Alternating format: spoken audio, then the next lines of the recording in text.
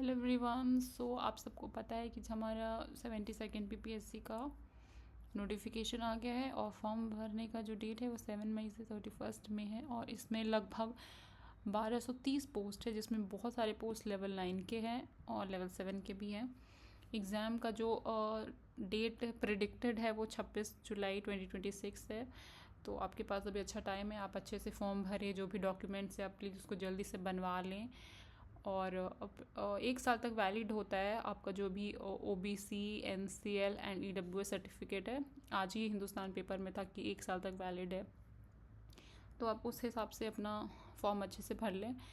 और प्रीलिम्स में जो क्वेश्चंस होते हैं मोस्टली, तो हम लोग को पता है कि बीपीएससी में 150 क्वेश्चन होते हैं, जिसमें हम लोग उसका ब्रेकडाउन देखते हैं।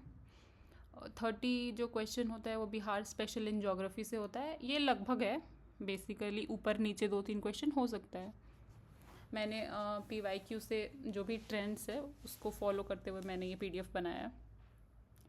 लगभग 30 क्वेश्चन साइंस के होते हैं, लगभग 30 हिस्ट्री के, 10 maths and reasoning, 20 polity and 30 current affair and economics. तो इसमें करंट अफेयर्स में जैसे कि जो भी बिहार का डॉक्यूमेंट्स था, जैसे कि बजट और इकोनॉमिक सर्वे, वो सब इसी में आ जाएगा, इकोनॉमिक्स एंड करंट अफेयर्स में। ओके, तो नया चेंजेस भी आया है बीपीएससी में। एक नोटिस आया था जिसके थ्रू हम लोग को पता चला है। तो जैसे कि लास्ट तक हम लोग को 4 ऑप्शन होता था, बट अब से 5 ऑप्शन होगा, जिसमें ऑप्शन ई इंट्रोड्यूस किया गया है, जिसमें कि अगर आपको नहीं आता है या फिर आपको कोई नहीं लग रहा है तो आप ई ऑप्शन करेंगे। ये थोड़ा सा डाइसी है कि अगर नहीं आता है तो लास्ट में अगर छूट गया तो उसको भी पेनल्टी शायद माना जाएगा। 1/3 मार्क्स जो है वो डिडक्ट होगा रॉन्ग आंसर के लिए। ओके, तो हम लोग रिसोर्सेज देखते हैं। रिसोर्सेज में जो सबसे इम्पॉर्टेंट जो बाइबल है वो है PYQ, सबसे इम्पॉर्टेंट। आपको 10 साल का PYQ देख लेना है अच्छे से। और सबसे इम्पॉर्टेंट है कि लास्ट के जो 3-4 वो है उसको अच्छे से देख लेना है। और जो BPSC ने पेपर्स कराए, जैसे कि ADO हुआ था, ऑल्दो उस पर मतलब वो कैंसिल हो गया, हाँ क्या ADO कैंसिल हो गया है, बट कोई बात नहीं, उसका हम लोग को पेपर्स देख लेना है। और जो भी अलग अलग एग्ज़ाम्स होते हैं BPSC के द्वारा कंडक्ट के कराए जाते हैं, उसका पेपर देख लेना है। उसके बाद जो भी करंट अफेयर्स है 6 से 8 महीने का, वो सबसे इम्पॉर्टेंट है, वो देखना है। करंट अफेयर बेसिकली हम लोग का नेशनल भी होता है, इंटरनेशनल भी होता है, अवार्ड्स जो भी है वो भी है। फिर टेस्ट पेपर लगाना है, ये तो मस्ट है, बिकॉज टेस्ट पेपर लगाना इम्पॉर्टेंट एक बेसिक रीज़न के चलते हो जाता है, क्योंकि आपके जो कॉम्पिटिटर हैं उन्होंने भी लगाया होगा, इसलिए लगाना पड़ता है कि आप कोई बेसिक क्वेश्चन ना मिस कर दो। इसके लिए टेस्ट पेपर लगाना ज़रूरी हो जाता है।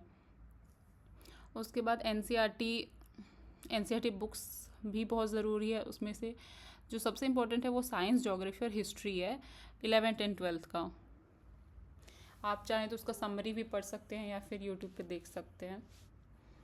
और पॉलिटी के लिए तो बेसिकली लक्ष्मीकांत से हो जाता है, आप चाहे तो NCERT भी कर सकते हैं, मगर हम लोग के पास टाइम उतना तो है नहीं कि हम लोग पूरा मतलब आप बेसिक से शुरू करो, तो बस आप लक्ष्मीकांत से भी कर सकते हो। लक्ष्मीकांत PYQ ये सबसे हो जाएगा। और 10 क्वेश्चन है मैथ्स और रीजनिंग का, तो आप ये वाला PYQ से आई थिंक सॉल्वेबल है। ओके, तो हम लोग अब देखते हैं the ultimate strategy to crack the prelims. Prelims में टाइम कितना है? ऑलमोस्ट 2 मंथ्स, क्योंकि कुछ समय आपको फॉर्म भरने में लगेगा, कुछ इधर उधर डिस्कस करने में लगेगा। तो जो नेट टाइम होगा which will be left with you, that is 2 months. तो आपको शुरू करना है, किससे शुरू करना है? तो PYQ से शुरू करना है और NCERT से, और जो भी बेसिक बुक है। तो आप ऐसा करो ना, उसको डिवाइड कर लो, 2 महीना है तो 1 महीना तक में आप जो भी बेसिक है NCERT वो सब कंप्लीट कर लो। उसके बाद जो अगला महीना होगा उसमें आप बस टेस्ट सीरीज़ और रिविज़न करना, ताकि क्योंकि अगर आप डायरेक्टली टेस्ट सीरीज सॉल्व करोगे तो बनेगा नहीं, फिर कॉन्फिडेंस लो हो जाएगा।